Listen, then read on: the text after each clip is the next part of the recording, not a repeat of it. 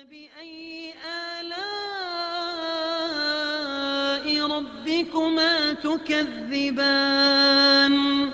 Sekarang pertanyaan jamaah, apa sih yang menyulitkan kita meninggalkan rokok? Coba kita tanyakan kepada hati nurani kita. Apa yang membuat kita sulit meninggalkan rokok? Belum kita bicara secara nilai agama.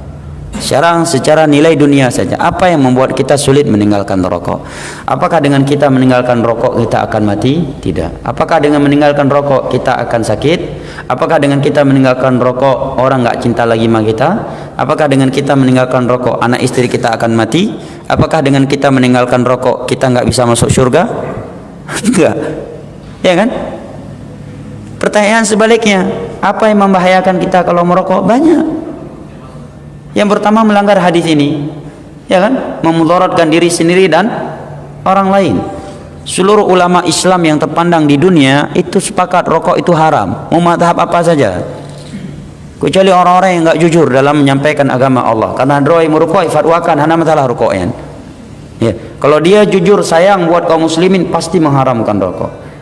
Karena sekian ayat dalam Al-Quran dan sekian hadis Nabi. Di antara ayat Al-Quran Allah berfirman, "Wala tulqu biaydikum ila tahlukah." Jangan kalian membahayakan diri-diri kalian. Rokok itu beraya. Iklannya cukup indah, iklannya mengesankan pentingnya jati diri, tapi itu lain, rokok membunuhmu. Jelas. Dalam surah Nisa Allah berfirman, "Wala taqtulu anfusakum innallaha kana bikum rahima." Jangan kalian membunuh diri-diri kalian, Allah Maha Penyayang terhadap kalian. Jelas? Rokok melanggarnya. Ya kan? Belum lagi hadis-hadis Nabi yang melarang kita mengganggu orang lain, mubazir, ayat hadis yang melarang kita untuk melakukan mubazir. Dan lebih parah lagi, sebagian perokok itu dicabut oleh Allah sifat malu. Rata-rata perokok itu ditarik darinya oleh Allah moral yang baik, tidak ada moral lagi, tidak ada sifat malu lagi. Padahal Nabi menyatakan al-haya la ya'ti illa bil khair. Sifat malu tidaklah mendatangkan kecuali kebaikan. Enggak ada rasa malu lagi. Sebab mereka merokok, menghembuskan asap rokok di depan wajah orang tuanya, di depan anak istrinya, di depan komandannya, di depan atasannya, di depan guru agamanya, ya, di tempat-tempat steril. Bahkan sebagian mereka merasa lebih nikmat rokok itu kalau dia menghisap ini di bawah tulisan area bebas rokok. Ini itu rokok lebih hangat. Ya, kata para ulama, kita kalau bukan karena rasa takut kepada Allah, nggak ada yang bisa kita sampaikan kepada manusia ini. Artinya apa? Manusia ini kalau nggak ada rasa takut kepada Allah, ucapan siapapun, sikap dari siapapun nggak akan dia gubris kalau nggak ada rasa takut kepada Allah Jalla wa'ala. Makanya survei telah membuktikan tidak ada yang mampu meninggalkan rokok kecuali karena nilai agama.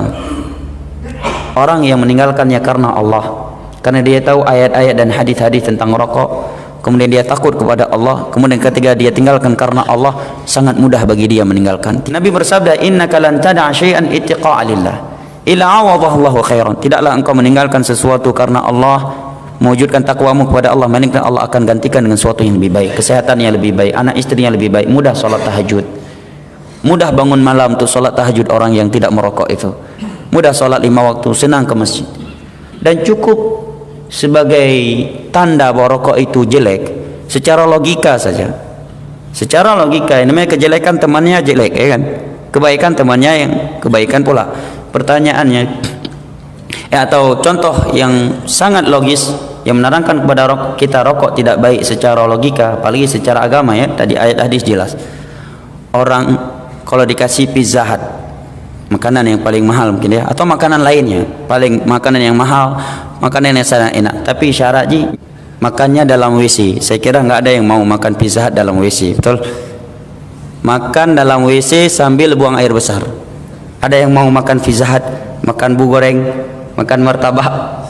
Saya yakin tidak ada yang mau, ya kan? Walaupun dia sangat lapar. Tapi ada orang yang merokok, makin dia sedang buang air besar dalam WC sambil keluar ke najisnya itu, semakin mantap rasa rokoknya. Dan Nabi menyebutkan WC adalah tempat setan, bukan tempat malaikat. Makanya ketika kita masuk WC, doanya Allahumma inni a'udzubika minal khubuthi wal khabath. Ya Allah, aku berlindung kepadamu dari setan laki-laki dan setan perempuan. Siapa yang membaca doa ini ketika masuk WC, kata Nabi, syaitan dibutakan matanya oleh Allah sehingga tidak bisa melihat aurat dia. Kalau dia nggak baca zikir ini, aurat dia bisa dilihat oleh setan. Menunjukkan apa? WC tempatnya setan. Sebagian orang di dalam WC semakin nikmat merokok. Ini menunjukkan apa? Rokok temannya setan. Dan ayat hadis masalah rokok cukup jelas.